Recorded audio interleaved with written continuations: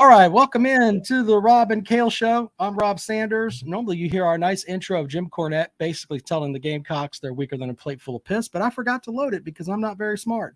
So we could start off the fumble there and pick it up and try to run it back for a touchdown. But I will need help from my friend. You would be my fullback, Jackpot. You're going to have to block for me. But he is in the upstate. He's blocking for me to help me fix what I screwed up here. Mr. Carolina Jackpot. What's up, buddy? What's going on? Would I be your Mike Allstott, or would I be your Clarence Pooh Bear Williams, who I think scored several touchdowns on the Taters back in the day? I like to think of you as Daryl Johnston. Okay, I don't know who that is. I think wasn't he a fullback for like the Cowboys and all those years blocking for I already told you I don't know who that is. Only running back I know for the Cowboys is Tony Dorsett and Herschel Walker. And you don't know Emmitt Smith? Okay, I was about to say, holy shit. Let's see here. Anyway, we got things we're going to talk about tonight. I listened to Josh Pate's podcast today, and he was talking about how he's talking about blowback that he got from certain programs where he listed the stability basically of programs right now. And he went on like he said, hey, I'm going on like a 3-year basis. And certain programs were pissed off that they weren't mentioned, which is hilarious to me. We'll talk about that in a moment. But we also got Jackpot something. What you got? What you got there, buddy? So just shout outs over there. Twisted Roosters in the comment section. Good to see you. Randall, Chris from Georgia. Ray's Consciousness says Mizzou is going to be good. Mm-hmm. Josh actually called them they're the dark horse for the SEC. Yeah, I saw that. Okay. I don't know what he's basing that on. Well, I think it's returning players and stuff, you know? I think that's what he's going after, you know? They have a horrible coach, so that's maybe that has a little bit to do with it. I mean, you can't, you can only do so much. Players can't, they can't, I don't know how much talent you got. I mean, like the 2001 Miami team, was it 2001, 2002?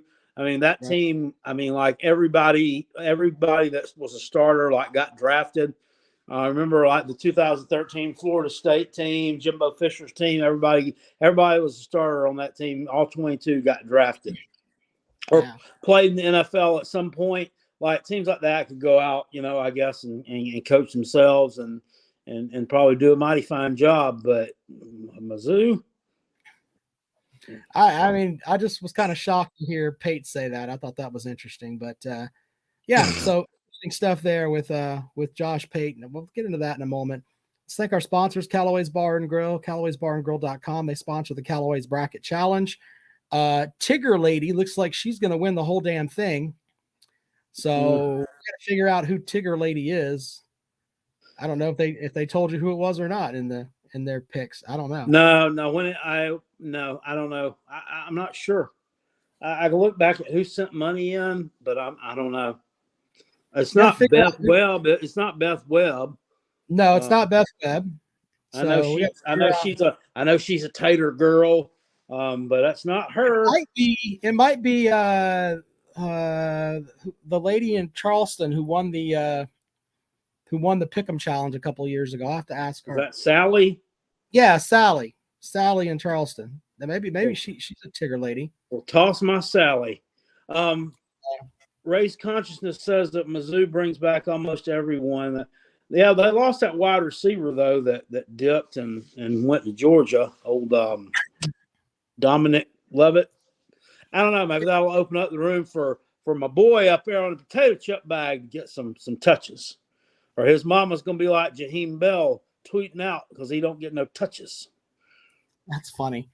Yeah. We'll have to see how that works. Anyway, thanks to Callaway's for that. We also have Dennis Wilson from DNC Trucking and Transport, who I talked to today. And, of course, he loves the program. He pays for fireside chats with local Jackpot. Jackpot, tell us a story, sir. All right, let me something here to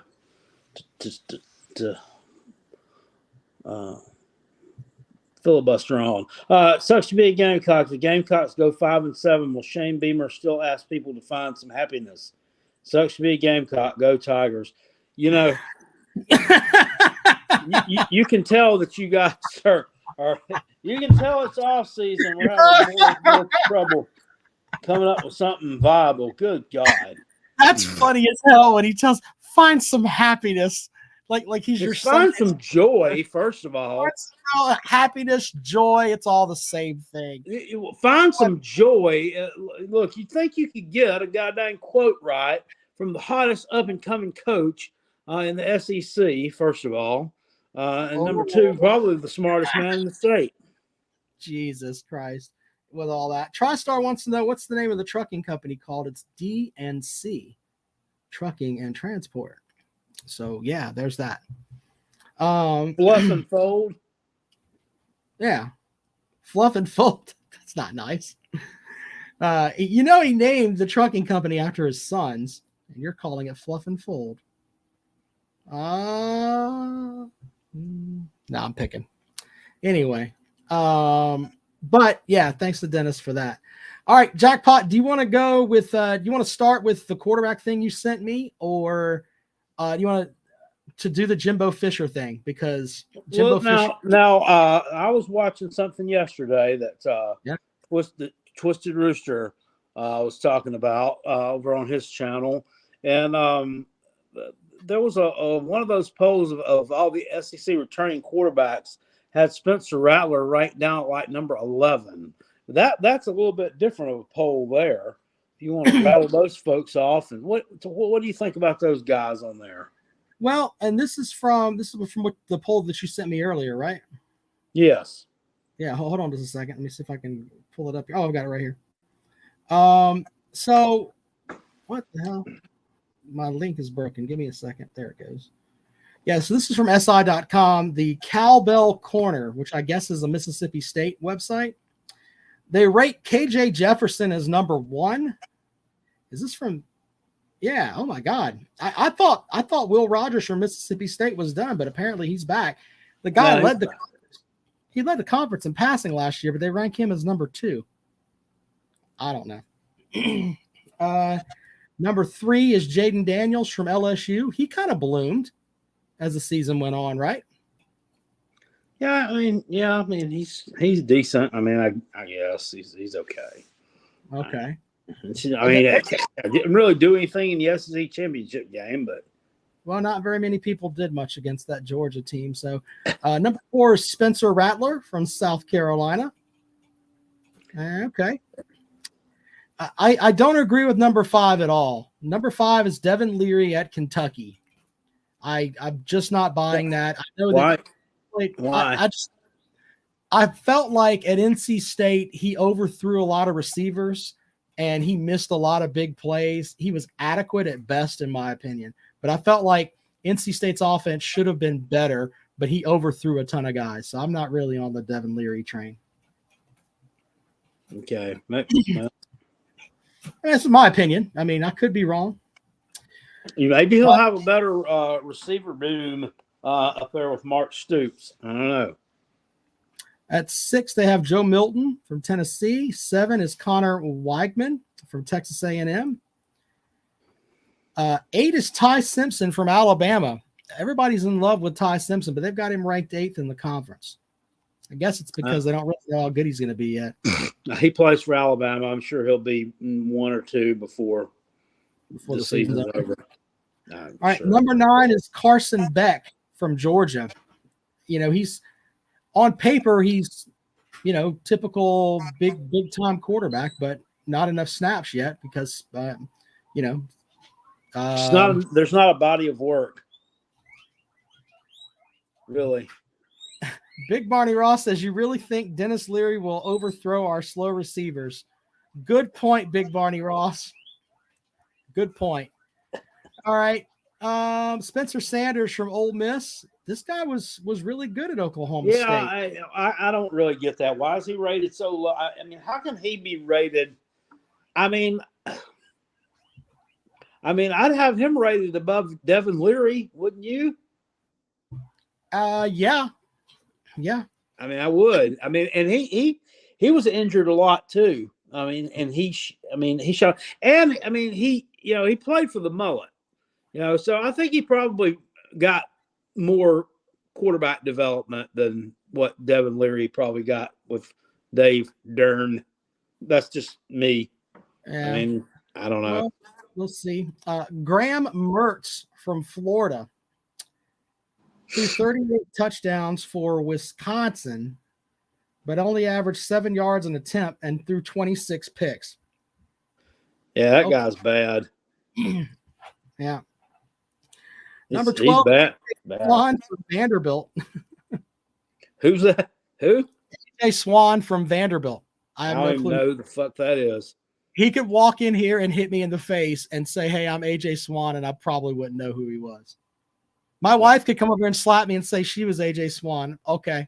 I wouldn't know this guy from nothing.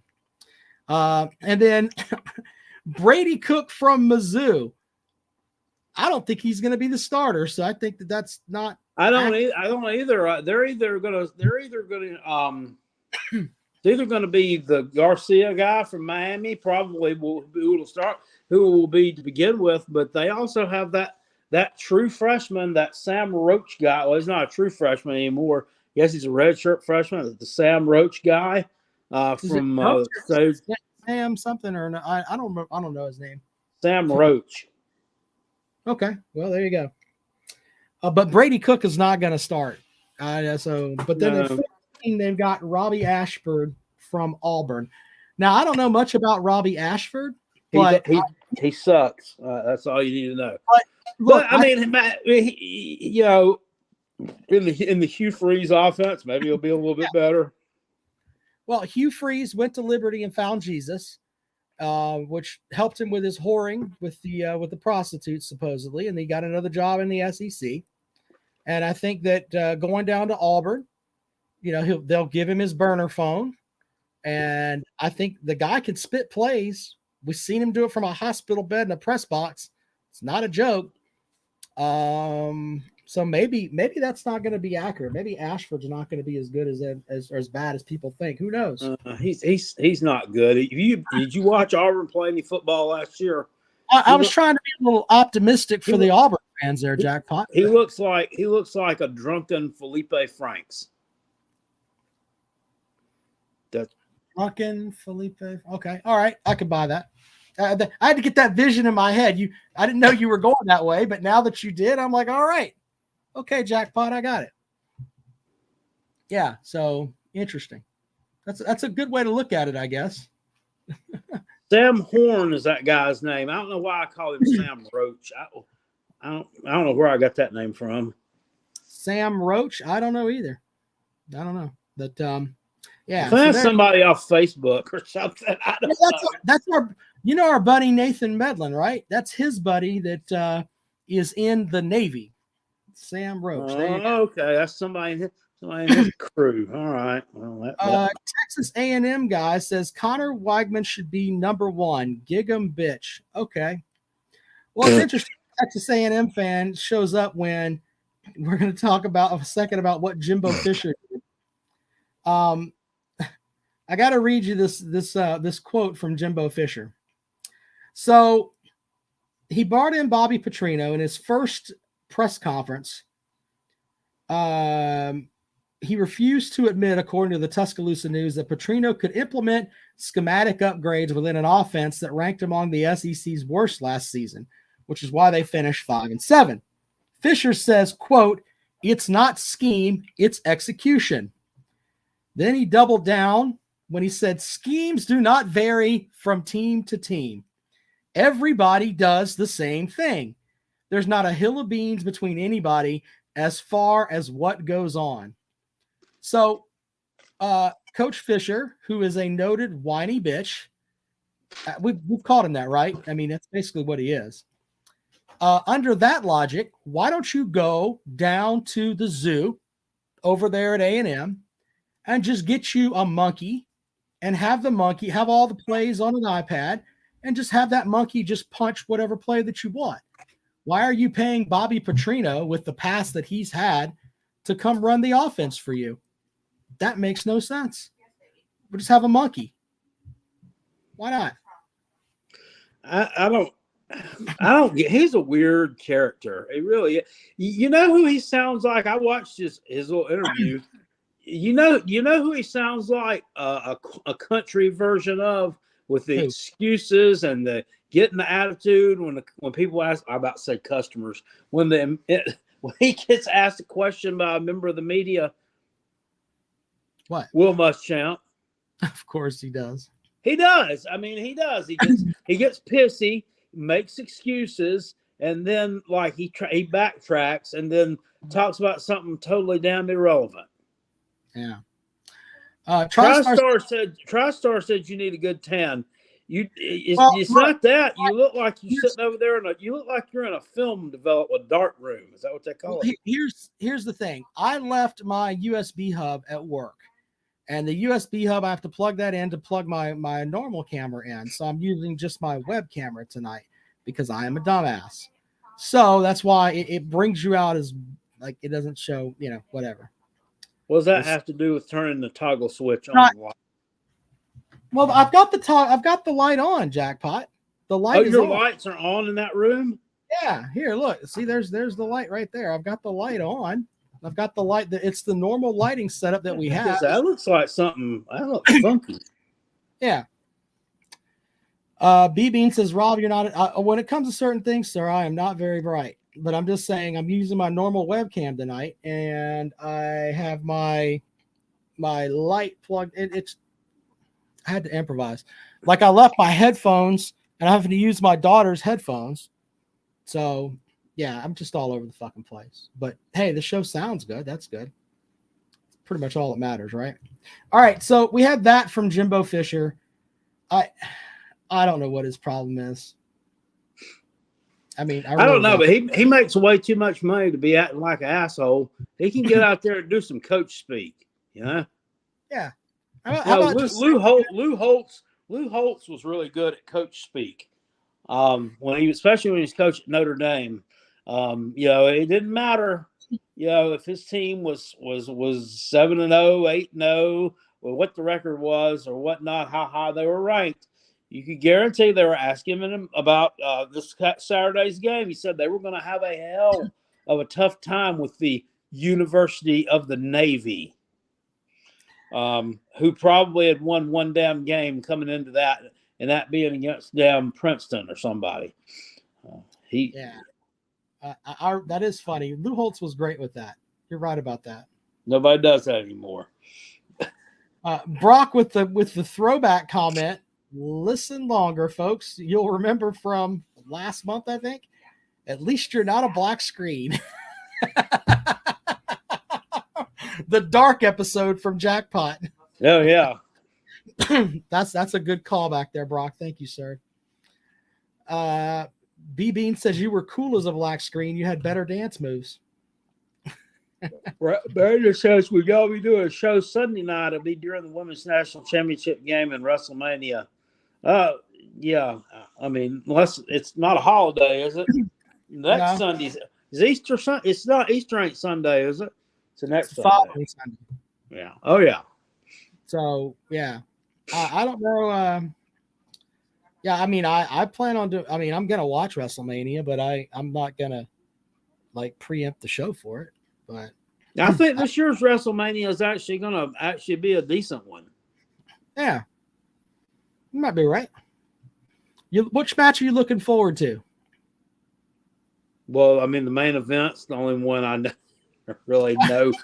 Oh no, I wasn't trying to set you up, Jackpot. I thought that maybe you've been following along and there's one that you like. So that's. Yeah, I mean, I want to check out that the main event, the other one. Who? Damn it. I want to watch Charlotte Flair and Rhea Ripley, two of the most talented female wrestlers on the planet. Those two are going to have their match. Rhea Ripley's a legit 6'3", and Charlotte's not much shorter than she is. And those two just flying around. I think that's going to be good. What was the other? Like, obviously, the main event with Rhodes. Yeah, that's going to be good too. Yeah. Let's go out to the phones here, Jackpot. Welcome to the program. Good evening. This is where you talk. Why y'all Gamecocks gonna win the SEC East next year? I can promise you that. Okay. Well, hey, you're confident. There's nothing wrong with being confident about your team.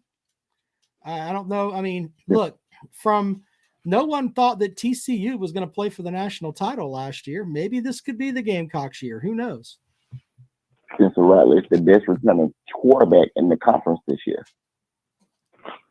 So anybody who don't get behind that don't understand. Yep. Well, your thoughts? Hey, I'm here for it. Everybody putting their stock in Georgia and thinking Gunnar Stockton and what's the other boy name? I can't even think of his name. Carson Vandergrift. Smart. thinking he's gonna do something. Come on, man. Ain't got no experience, got a whole new offensive coordinator, got to learn a whole new offense. And they thinking all that turnover gonna amount to another championship? Man, get out of here. Cool. Gamecocks on the rise. That's all I got to say. Well, thank you for calling the program. I like it. You and Jackpot can get drunk together on his live shows, and the Jackpot, I'm always on the live stream. Always. Yes, sir. Well, I appreciate it. All right, y'all have a good night. Thank you, sir. Thank you, man. Optimistic Gamecock fan. TriStar, another good comment over there. He said that main event, doesn't matter who it is, it's not going to be as good as Tim Horner versus the Dirty White Boy. That's a throwback. Way to go on that one, man. Yeah. Caller, welcome to the show. Yes, this is your lovable TriStar. Yes, Tim Horner versus Dirty White Boy, Smoky Mountain Wrestling. You can't get any better than that. You know what, TriStar? That is probably the best comment that you've ever made on this show. And I'm going to go and find that match after the show tonight and watch that show if I can find it. Let me ask you a question. Have you ever seen Jim Cornette's YouTube video where he talked about when he fired? You East Tennessee redneck outlaw mud show piece of shit. Yes, I've seen it. Awesome. You stole my $40,000 ring truck and all. Yes. Yeah, you stole my damn ring truck. Oh yeah, you stole my ring truck. Machine. He was mad about the fax machine, Jackpot. God damn. Yeah, the fax machine. The fax machine. You stole my fax machine. Did he? Did he really? It was either that or Casey O'Connor or, Smoky Mountain Flophouse, Morristown. I mean, what more would you like to know? I like the part where he was taught when they let Tim Horner win the championship, and then they come out the next night on TV and said, no, he said you didn't win it fair and square, Tim. So and so had his foot on the ropes.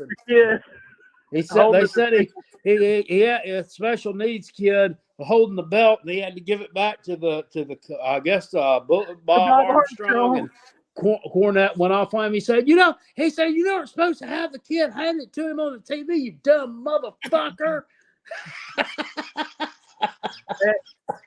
And what's so hilarious is, of course, he had his little mistress there, Pam Lawson.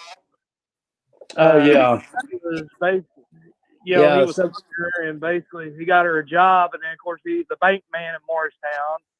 He wanted to be the big shot in Knoxville. But anyways, a little East Tennessee wrestling history. But yeah, so Rob, you need a 10, man. I mean, I'm not saying, honestly, looking at you, as pale as you are, you're probably burned, sir. No, well, I mean, I do have. I come from, blonde-haired, blue-eyed folks, so yeah, I mean, I do burn when I go out into the sun. I know I don't wear sunscreen. You probably get as red as South Carolina jersey, don't you? I've gotten sunburn bad enough where it like blisters up and all that shit. So yeah, there's that. The wife swears I'm going to get skin cancer. I mean, I haven't seen skin cancer, so haha. She's just waiting for the day where the doctor's like, "You got skin cancer." I told you had it. It was coming for you. Put some moisturizer on yourself. What the hell? I can hear it now. Oh yeah. I just don't like sunscreen. So there's that. So what's this I was reading on the comments about Spencer Rattler getting arrested? Is that true? I've heard nothing about that. Jackpot? Is Spencer Rattler getting arrested? For what? I don't know anything about that. I don't know what. I mean, I don't know either. I've seen somebody commenting that. well, But yeah, like I said, East Tennessee, great wrestling history. Of course, you guys down there in South Carolina, y'all grew up on Crockett and all that stuff, and the great Wahoo McDaniel. Burrhead Jones. Yep. Mm-hmm. Those guys from down here, of course. I tell you who the most over wrestler was down here when I was a kid, down in the Mid-Atlantic area growing up. I mean, he wasn't much on technical wrestling, and I mean, I wasn't really old enough to understand any of that. I mean, I wasn't smart for that way. But I tell you what, who would get the loudest reaction from everybody when he would hit the ring and that music would start playing was the Boogie Woogie Man, Jimmy Valiant. Handsome Jimmy. Yeah, people loved him too. Yeah. All right. Hey, man, you got anything else for the show? Nothing. I just can't wait to watch Clemson Minute the Gimmick this year. Oh, well, I'm glad that you're becoming a Clemson Tiger fan. We'll send you a bejeweled top, sir. Oh, hell no. Go Big Orange. We kick y'all's ass in the Orange Bowl. Have a good night. Okay. Me too. Tom Reed said there, he says Rattler got arrested for molesting Tennessee's defense. Yeah, well, didn't everybody molest Tennessee's defense, though? It's kind of happened. Vandy didn't. Welcome to the program. Good evening. Hey, guys. This is your favorite one and only Texas A&M guy. I just want to say, Jackpot, fuck you. Jackpot, fuck you. And also, why are y'all hating on Bobby Petrino and Jimbo, bro? First of all, I didn't hate anything on Bobby Petrino. Bobby Petrino has a past, but whatever. I mean, he's a hell of a coach. Jimbo Fisher's just a crying bitch, though. He's been crying bitch forever. So, you know who else is a crying bitch? Who's that? Jackpot. Why the hate for Jackpot? What did Jackpot do? Why is that? Because why don't you tell me? Well, you called him a crying bitch. So if he's a crying bitch, you should have something to have some. We need some context. I was about here. I was about to call him today because I'm sad. Why? We got swept in baseball by the Volcards and then lost to Tigers. I'm sad. Don't get me wrong. But hey, guess what? We're gonna wipe the floor with the Gamecocks this year in football. I guarantee it. Okay, I don't know about that. Aspirations there, sir. I mean, I think Spencer Rattler gets taken out in the third quarter. So you're thinking he played like shit. You think, like from injury? If he plays like shit, hopefully they'll take him out in the first quarter. Yeah. Hopefully somebody can recognize that. I think Wakeman just balls out all game, and they can't stop the run from Texas. And I think Spencer Rattler throws 3 picks. Well, you're talking about from a long way from now, but hey, man, you're entitled to your opinion, sir. Not that far-fetched, though. I mean, he could. Okay. I can just tell the future right now. I don't know about you. Yeah. Big Barney by the Ross, way, can I read you Big Barney Ross's comment for you, sir? He says, at no point in your rambling, incoherent response were you even close to anything. I award you no points, and may God have mercy on your soul. There's a Billy Madison reference there. Well, first of all, I want to tell that commenter, suck my dick. And you too, Jackpot. Fuck you. Thanks for calling the show, sir. Thank you. No problem. Y'all have a good night. That guy's, I worry about that guy. I hope he's not driving because he's out there. He went from telling us both to perform fornication upon him to, I hope you'll have a good night. Okay, sir. I mean, can swings get any worse? Twisted Sounds Rooster like says, he might have colored outside the lines a time or two. Twisted Rooster says, tell that man Uncle Lou stole his toy gun. God damn it. That's probably one of the funniest Uncle Lou bits where he calls them toy soldiers. Holy shit with that. Oh, yeah, wooden guns. That's goddamn funny. Big Marty Ross says that caller masturbates in a sock. Oh, shit. Oh, man. B-Bean, my daughter was up here. I didn't want to have to explain that phrase to her, okay? She's standing right there. I didn't want to explain what that guy said. Welcome to the program. Good evening. How's it going, guys? Bluegrass Sports Media. What's up? What's up? Did that guy say Connor Wegman? He didn't say any. I think so. Isn't that a grocery store? I'm not sure. Yeah, I was about to say that's a grocery store, and I mean, we're pretty much a grocery store, and you guys beat us last year, so you got a pretty good shot. Yeah. Hey, there you go. 2-0. Woo. 2-0 against the grocery stores. I haven't called in since we lost in the tournament, so I figured I'd call in and say, I'm kind of wrong. My annual, I guess I'm wrong as fuck. I called in. Rob, you played against Leary, or you haven't played, but Clemson's played Leary in the past. What do you think about Leary? I mentioned it earlier. I think that, and I have to give credit to Brock over there. It's hard to star at NC State because they suck. But I think I watched probably 4 NC State games last year that he played in, including the Clemson game. He threw a lot of receivers. It seemed like he was like a half step off. Now, maybe you can coach that into him. I don't know. I will tell you he's tough. He's a tough kid.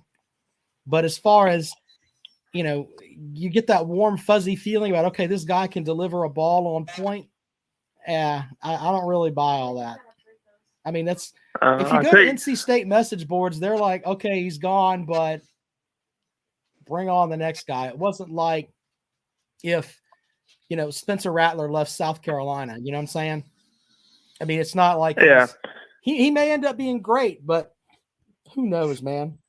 Now, Rob, 2 years ago at NC State versus Clemson, Devin Leary's stat line, 32 of 44, 238 yards. That's weird. That's less than 10 yards of completion. 4 touchdowns, no picks. Now, he threw a couple of touchdowns to Devin Carter, and then Emeka Emezie. Was that big tight end? Yeah, that was the big tight end. They had for Clemson couldn't cover the middle of the field, and he carved Clemson up in the middle of the field is what basically happened. Yeah, because 32 completions, only 230-something yards. That's kind of 7 yards. That's fucking shitty. That's what I'm saying. He's great at that. Hey, we're going to throw the ball 5-6 yards down the field, and if your receivers can make plays, great. But as far as now, if you want to talk shitty, we're beating the dead horse here and speaking ill of the dead, I guess. His stat line, the ukulele's 12 of 26, 111 yards, 2 touchdowns and one pick.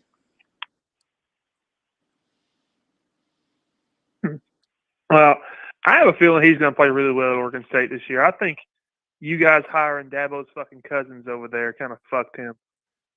I could buy into that. But here's the thing about Uiagalelei. If you remember that NC State game, he threw a 55-yard bomb in the end zone. He could actually throw the ball and get it there. So there's that. Who knows? Josh Pate last night in his live show, he kind of gave Clemson a backhand because when he was talking about the teams that could potentially be like dark horse candidates to win the conference.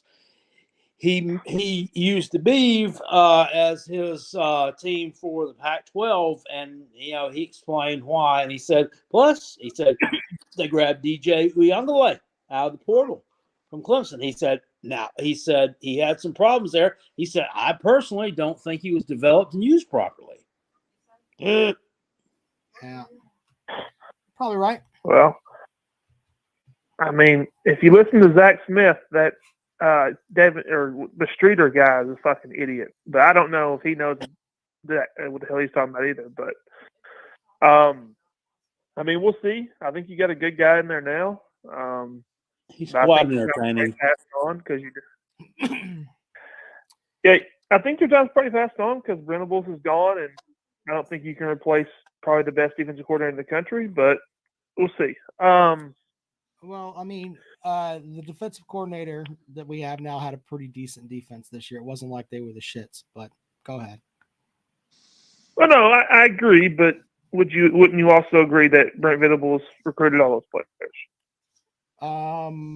Well, I mean, that's in fair. Yeah, I mean, he recruited the players, but if you look at the guys that have coming in on defense now, a lot of them have been recruited by Nick Eason, former NFL linebacker, former Clemson great. He was considered like one of the top recruiters in the country for defense this year. They all want to come play for Coach Eason. So the recruiting on that side of the ball has not fallen off. On the offensive side of the ball, I think getting Riley is going to help, but Riley's going to have to earn his money quick there and put out some offensive numbers so that they can attract some folks to come to Clemson. Because right now, on the offensive side of the ball, it's kind of stale. Yeah, that's true. And also, this just popped in my head. Somebody said that they had the best returning quarterback in the SEC. Spencer Rattler's not the best returning quarterback in the SEC. All right, well, that's Jaden Daniels. Respectfully, Jaden I would Daniels take at LSU. Jaden Daniels had moments where he looked like shit last year. Like Jaden Daniels scored how many points against Tennessee versus how many did Spencer Rattler score? Jaden Daniels played in the SEC title game. Yeah, that's just because someone had. And he got the floor mopped. Jaden Daniels beat Alabama. Look, if you like Jaden Daniels, that's fine. Spencer Rattler beat Clemson. Look, I think Will Rogers is better than all of them as far as Will Rogers should probably be number one ahead of KJ Jefferson. Now, I don't know. I don't know. I don't know enough about Will Rogers. I knew he threw for a lot of yards, but I knew he threw a lot of dink and dunk balls, and and I know KJ Jefferson wasn't 100% healthy last year either. So, and he's not going to be able to stay healthy because he wants to take off and try to run over linebackers, and that's not going to work out well for you. So, yeah, KJ Jefferson's not. He's not exactly. He's just basically a running back playing quarterback to me. And Will Rogers, I hate to say it because it's sad that Leach died, but I think he's going to take a big drop off this year just because they completely changed the offense. Like they're no longer running the air raid because you can only run that type of air raid with one guy. Like no one else runs this air raid Leach ran. Like I think he would have left. I mean, he could have left. I think he would have left and tried his fortunes in the NFL. I mean, if Mike Leach hadn't died, but I think that the fact that Leach did die, I think he's playing the season for him. So for the folks that are talking about with Jaden Daniels here, last season Spencer Rattler threw for 3,026 yards. Daniels threw for 2,913 yards. Let's see. Rattler averaged 7.5 yards, 7.58 yards to 7.51 yards. Rattler also threw 18 touchdowns. Daniels held off the ball too much. 43. He got sacked 43 times. So holding on to the ball a little bit too much, but I don't know. Did you say Rattler threw 18 touchdowns? Yes, 18 pass touchdowns. He also ran for a good bit too. I can't remember how all that went. But. So obviously we can't do this, but if you just think about it, if you take away the Tennessee game where he lifted him up, he threw for 12 touchdowns the rest of the year. Well, yeah, but see, the thing is, you can't take the Tennessee game away because it was part of the season. Yeah, Jaden Daniels. No, I agree. I'm just Daniels saying. threw 17 I don't understand why people do that. That's silly still stuff. want to ride that train. Jaden Daniels threw 17 touchdowns and got sacked 43 times. You still want to ride on the Jaden Daniels train? Yes, I think he's the best returning. I don't think he's the best quarterback in the SEC, but I think he's the best returning quarterback. Will Rogers was a returner. Spencer Rattler, Jackson Dart had a better season. I don't even know if he'll start. He may be not even started at Ole Miss. That's how good the Old Piss locker room is. So, yeah, he's got a pretty loaded quarterback room. They don't have SEC doesn't have a lot returning this year as far as quarterback play. No, they really don't. Yeah. All right. I hate to say it, but I think at the end of the year, the whoever starts for Georgia is going to be the best quarterback in the SEC. Well, that's a bold whichever one of those guys start. I don't think that your offensive coordinator knows who's going to start yet. So, yeah, it's true.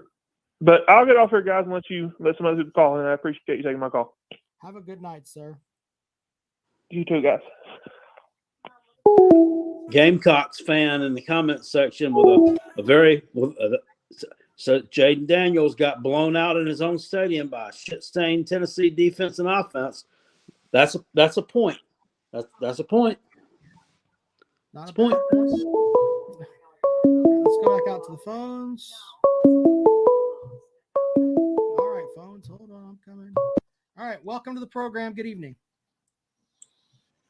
What's up, fellas? It's Baylor Man. How y'all doing today? Hello, Baylor. What's going on?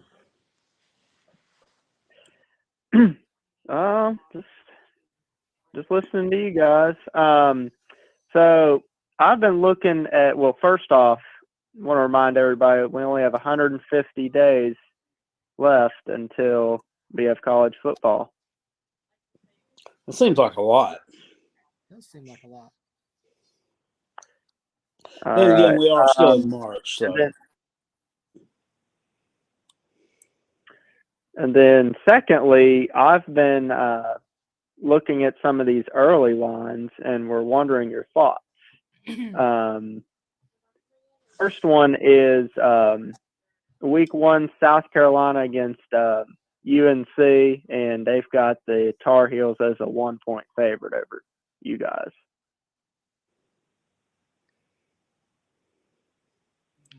What do you think about that, Jackpot? Yeah, I guess they're looking at South Carolina's got to replace some people in the secondary, maybe a little bit inexperienced. North Carolina likes to throw the ball all over the place. Whatever. We're not losing to them.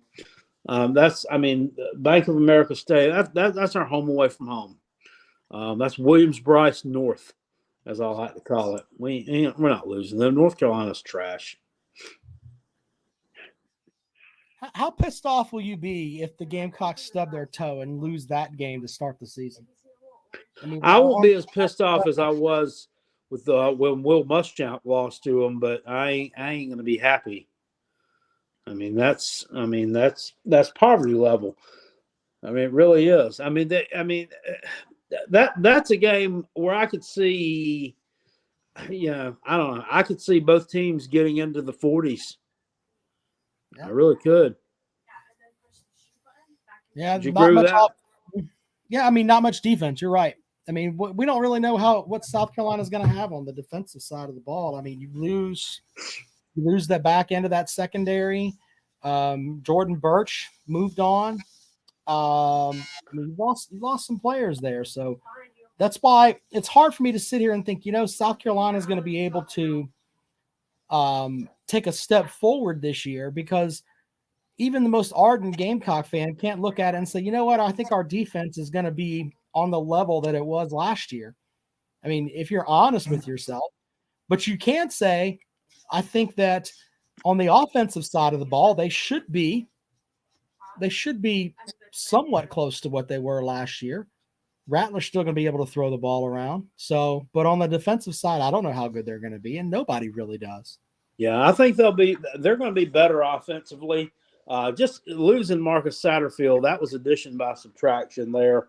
I think the Spencer Rattler to Juice Wells combo, I think that's going to be electric this year. I hope that this doesn't happen when it hadn't used the old word that starts with an I yet, the injury bug. I hope that didn't hit anybody from the offensive side of the football. As long as I can find someone to run the ball, as long as we can find someone to pound the rock. But with everybody that the game, you had running back by committee. Let's just be honest. One guy goes out. I mean, they're going to get carries. And I still think that you have to respect Rattler's arm because he can throw the ball. We know that. Yeah, I mean, and if you remember last year, South Carolina beat Tennessee without a real running back. Nobody lined up at running back in that game who was a running back that as their position. Yeah, I don't. Todd's got a good point there. He's talking about Harbor, the big 6'5" motherfucker that's out there running damn. Yeah, I almost forgot about him. I mean, he could be the answer at running back. You never know. I mean, who knows? So I'd be interested to see what the over/under on that one is. It's probably going to be up there. On the north, I think it's probably in the 70s. Oh yeah, that's easy. Mm-hmm. And then this one's more for you, Rob.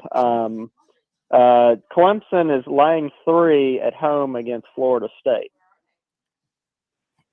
Well, I think the Clemson defense is going to be solid just because of the players that are there. And there are a lot of guys that aren't going to be there. No more Brzee. I mean, Brzee was a big stopgap there, and he's going to be drafted in the first 2 rounds of the draft. I think Xavier Thomas is going to have a breakout year.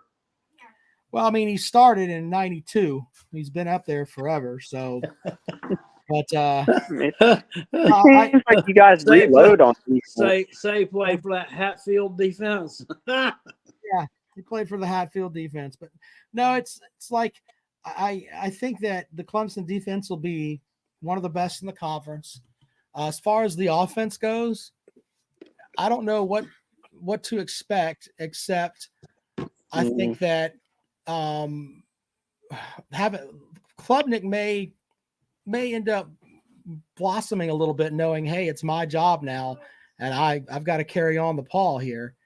So that I don't know, man. I mean, when you look at Clemson's schedule, though, I mean, they do have Florida State, they do have Miami on the schedule. And I think that those are going to be interesting games. And Wake Forest is a good school, too, as far as, everybody wants to run their mouth about them, but nobody really wants to play Wake Forest. With they're not a bad delayed team. Offense that they run. And, I was talking about this the other day when I previewed the Clemson schedule. It's still a dangerous game. Clemson hasn't lost to Wake Forest since like 2006 or something, I think. Yeah. Maybe 2008, something. I don't know. It's been forever ago, but I say all that to say, they're kind of lumping Wake Forest and saying they're not going to be good because Sam Hartman's gone. And but here's my thing: the coach up there, what's his damn name? I just drew a blank. Dave Clawson. Yeah, Dave Clawson. He's good at getting the most out of the talent that he's got there. I don't think Sam Hartman was a widely recruited individual, but he developed him into a really good quarterback in his system there. So they'll be fine. Yeah. They're still going to be a good team. He's had them top 20, top 25 the last, since 2016, 17-ish. I mean, they've been right there. Yeah. They really have. And then one more spread just for fun, since they've been, the talk of the town tonight. We have Texas A&M laying 4.5 at Miami. I don't know how either school is going to be. Jackpot, have you got a peg on Miami? Because I don't. Where's that? I mean, what week is that game? I can't remember. That's like week. That is week 2. Week 2, yeah.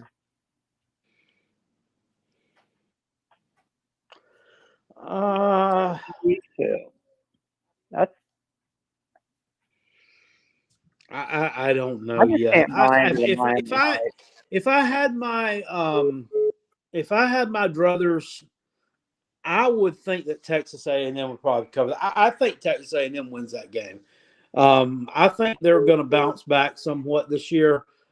Just on paper, I mean, they lost a ton of people.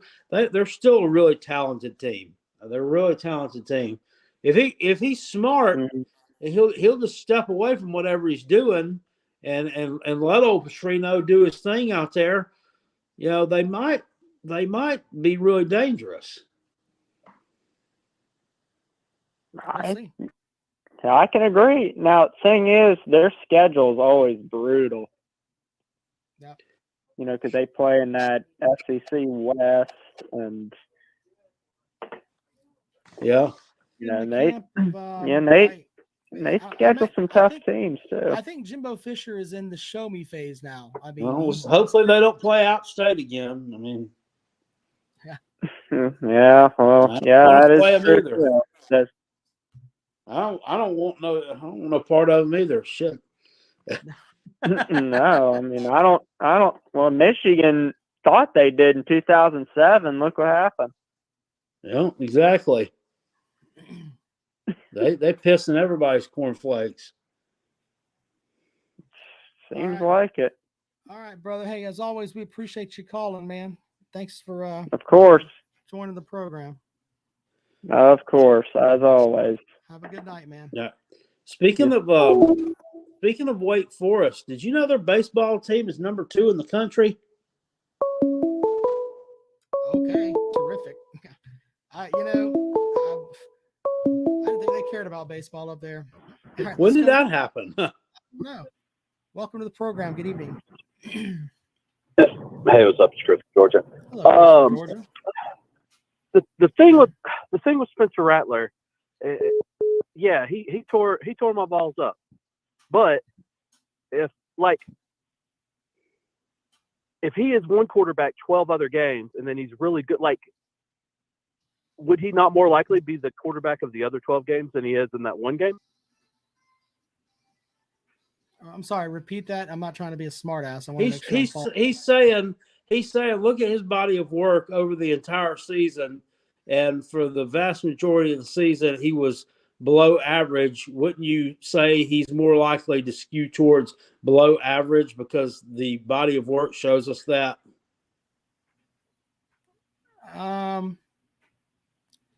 Look, but Spencer Rattler has played well at a high level before. I mean, his freshman year at Oklahoma was really good.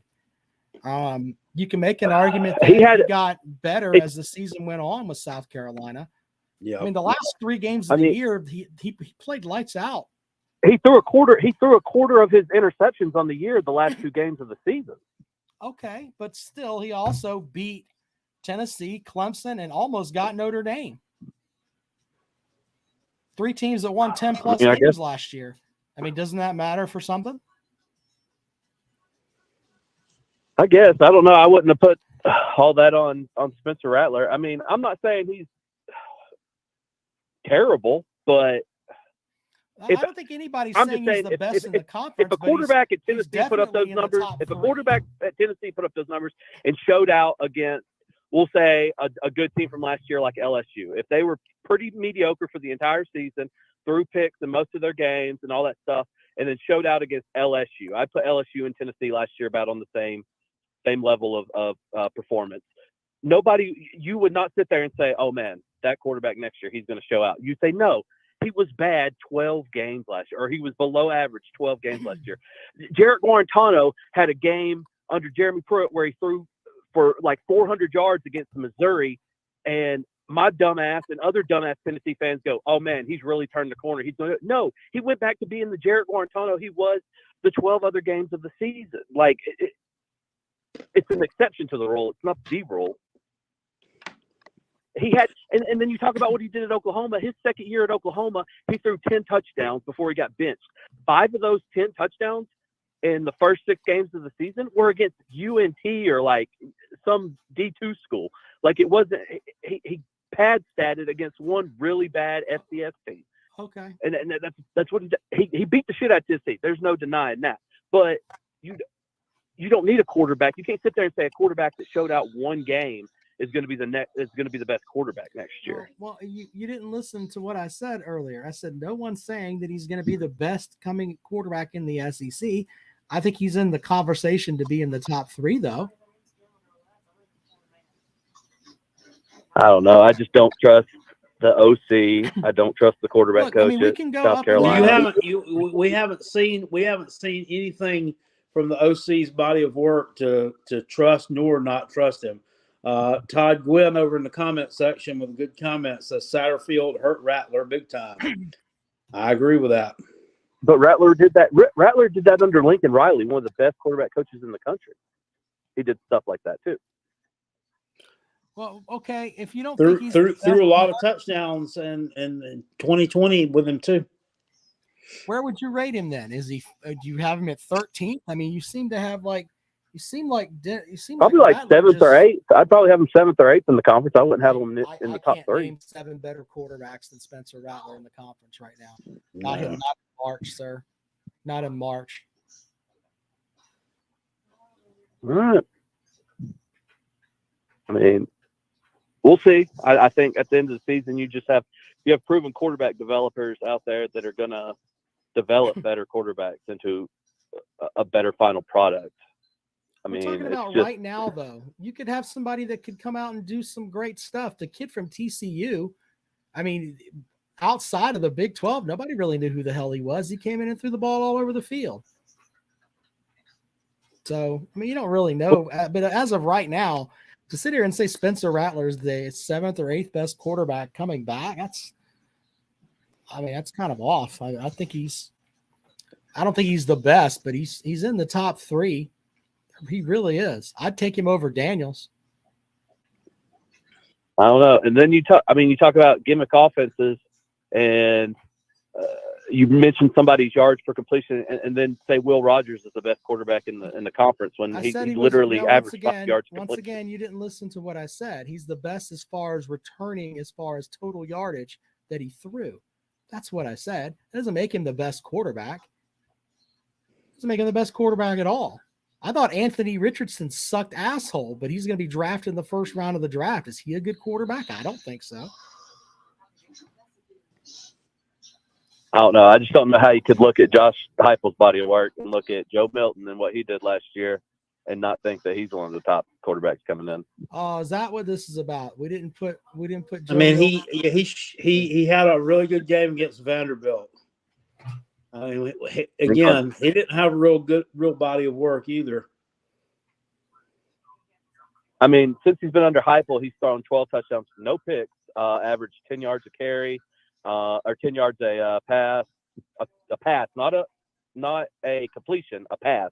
Sure. I mean, hopefully he's not. He's not one of the best quarterback coaches in the country. So. Okay, but if he's hopefully he's progressed then from what he was in 2021.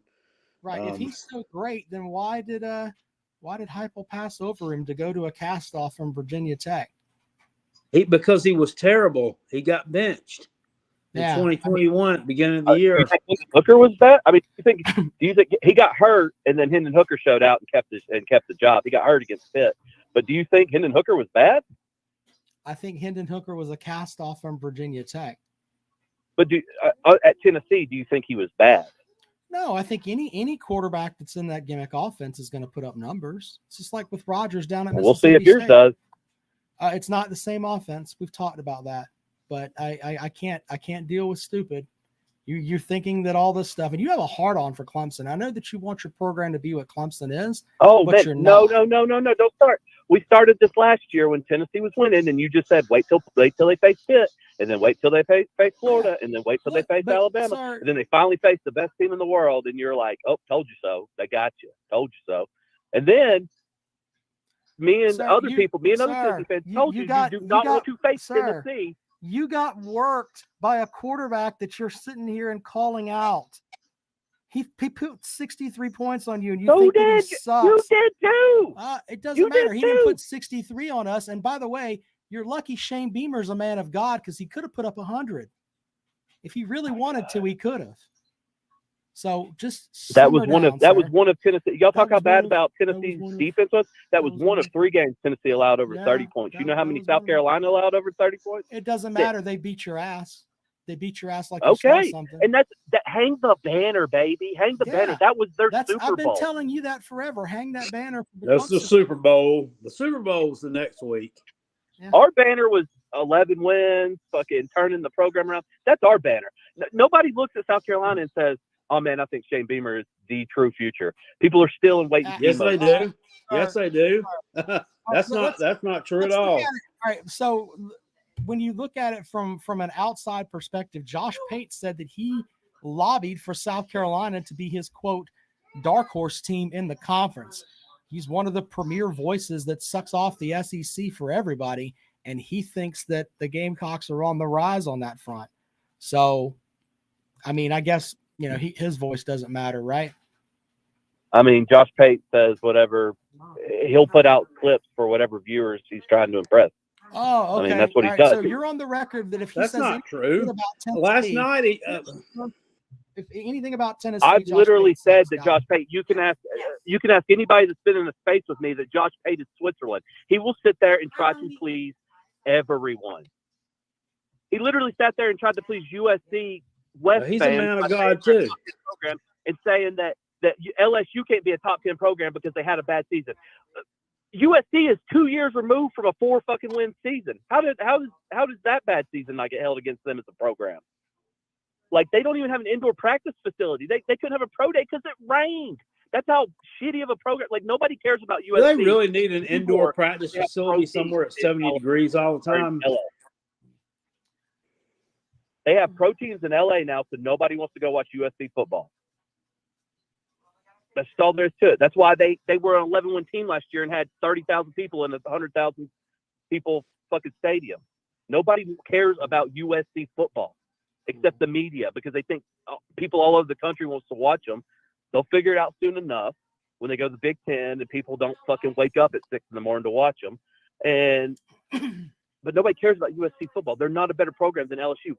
That you could say they're a better program than Tennessee. They've went through just as many coaching changes. They've had just as many losing seasons as Tennessee. But if you want to say that they're a better program for the foreseeable future, that's fine.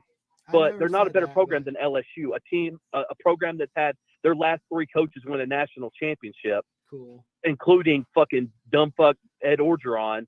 And you can sit there and say LSU is not a better. All right, this is last year. This is last year. USC home attendance. Rice game 60,000. Fresno State 67,000. Arizona State 62,000. Washington State 63,000. Cal 65,000. Colorado 61. Notre Dame 73,000. And that's the last home game. All right. So look, but here's the thing too. You didn't listen to the whole Josh Pate stat. He said over the whole. They also toned down the capacity of that stadium too. It doesn't hold like 100,000 anymore either. You missed the point where he said it over holds the past north of 3 90 seasons. He said over the past 3 seasons was his snapshot, sir. LSU had the national USC title. has a 4-win season in the past 3 years. There were several. How is that not worse than what LSU has had? I forgot. I can't talk to you because everything is you've got to have, the SEC's the best and no other football's played great outside of it. I'll just let Jackpot talk to you. You really don't know what you're talking about. What's the argument now with? He's upset that Josh Pate because he put brought Southern up Cal. You talked about the 10 wins, the 10 programs that. The 10 best programs, not the 10 best teams, not the 10 best football, but the 10 best programs. And he had USC in it. And then people are like, why didn't you have LSU? And he said, well, LSU had a recent hiccup like USC hasn't. Well, you think like 2019. LSU 5-7 2019 though, LSU had this ungodly team that broke all kind of records and just was one of the best teams that we've seen. And then the next 2 years, there was just like this extreme fall off. There was no. It's like it was just like a one-hit wonder. I guess they didn't sustain it. Maybe that's because they had Ed O running the show, man. But they're not a bad program. Like Brian Kelly stepped in there and won the West immediately. Right. Wow.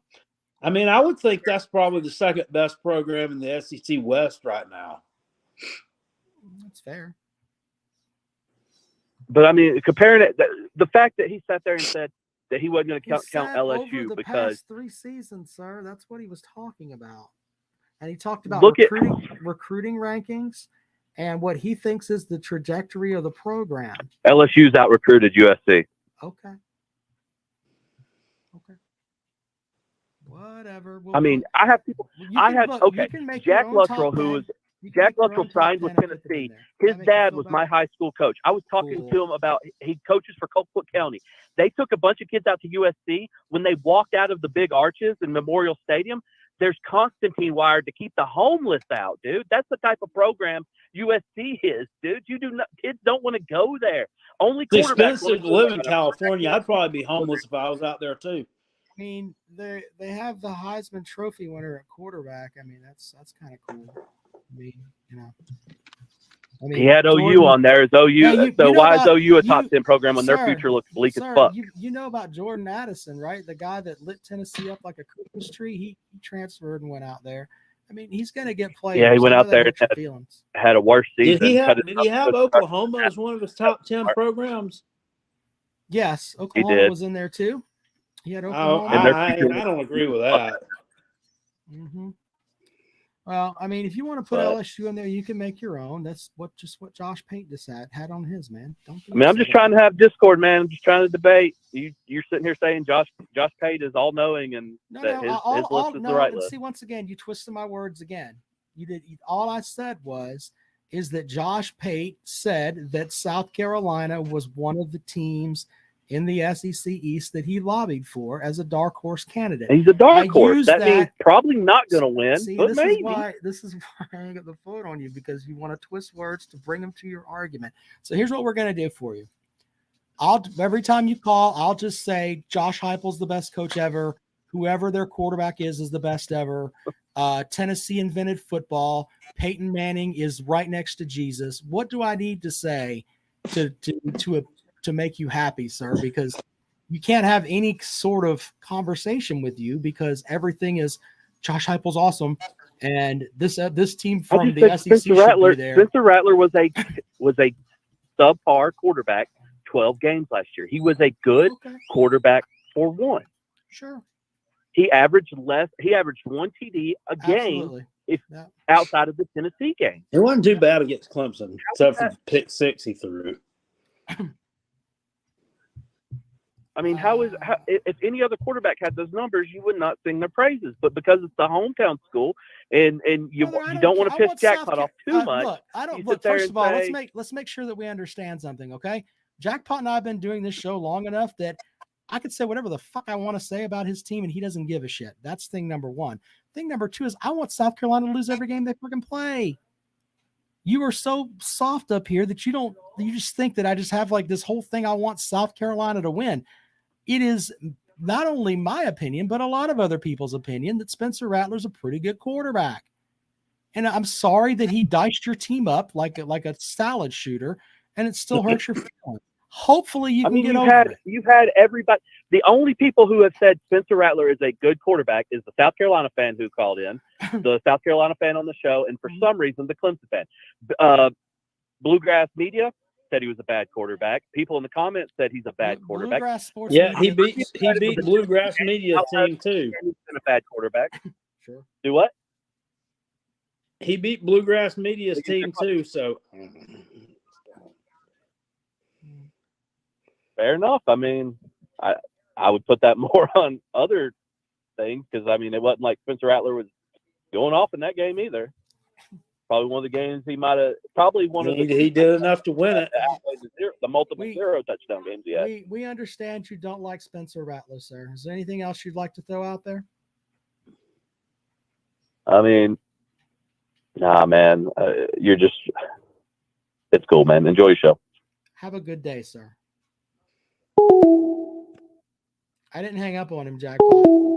So there you go. All right. The whole point is that he twists anything that I say into Josh Heupel is great. Whoever the Tennessee quarterback is great.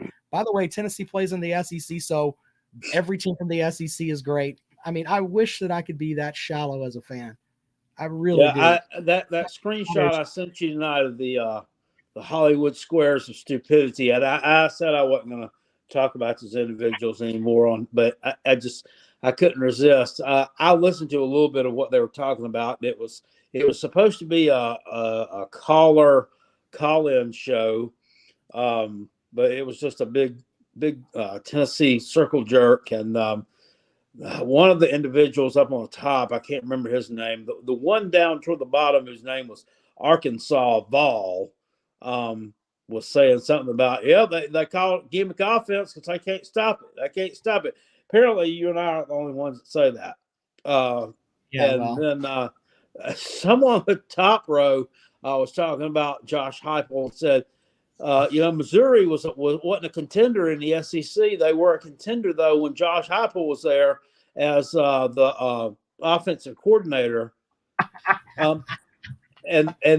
He says something to the effect of he's borderline genius. He's a borderline genius. Kept saying that over and over. Mizzou, the only time they went to the SEC championship game in 13 and 14. Yeah, that was when Gary Pinkel was the coach. Josh Heupel was the OC at Mizzou under Barry Odom. Yeah, so the first couple of years he was there, they sucked a dick, sir. They weren't any good. Look, they scored a lot of points. Since 2012, when Mizzou joined the conference, they have 2 SEC championship game appearances. Tennessee has 0. So shut your mouth. I know those numbers hurt feelings too. They've been to more SEC championship games since 2012, a 10-year period, than your team has. Not only that, but not only are they calling Josh Heupel a genius, they're trying to claim successes at Mizzou for him that he didn't achieve. Well, I mean, that's why you called them the Hollywood squares of stupidity. That's what they are. Yes. So, and by the way, wasn't he there when Drew Lock was there? I think so. So he had basically an NFL quarterback that was, that kind of helps a little bit. So now I know that they'll be, he groomed him into being a great, okay. Good for you, sir. Good for you. So, I mean, Tennessee fans need to just calm down a little bit. You come with your hat in your hand. You really hadn't done shit yet, except beat Clemson. So good for you. Good for you.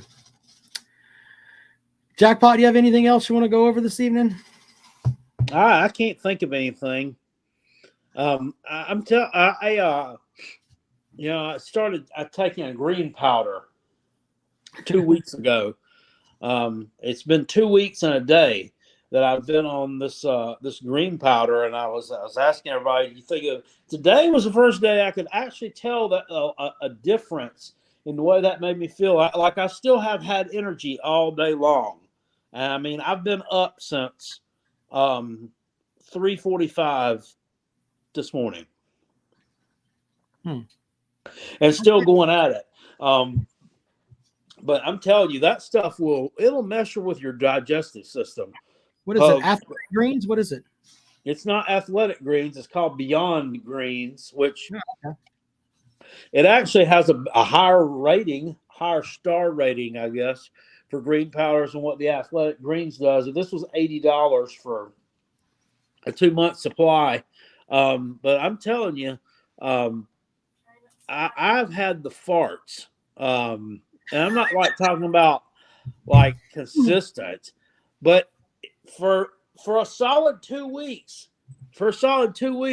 and these farts, I mean, you know, the old adage says you got like the smell of your own brand, which doesn't literally mean, hey, you know, I like to sniff my own farts, but it's saying that, you know, the smell of my fart's not going to run me out of the room, but it might run everybody else out of the room. These sons of bitches, though, buddy, I'm telling you what, they will clear out an entire restaurant. I can't believe we just did a segment about you smelling your own farts. I mean, it's horrible, and I don't know, and it's got to be the greens, man. It's the greens. I don't know if that's like a byproduct of, or a side effect of cleaning your system out, or what. But whew, I don't know how much of it I can take. I mean, it quite literally almost made me sick. And if your own fart almost makes you sick, that's rough. It's rough. Thank you, Jackpot. You're welcome. We should have a Jackpot segment on Eat Your Greens with Jackpot. Eat your greens.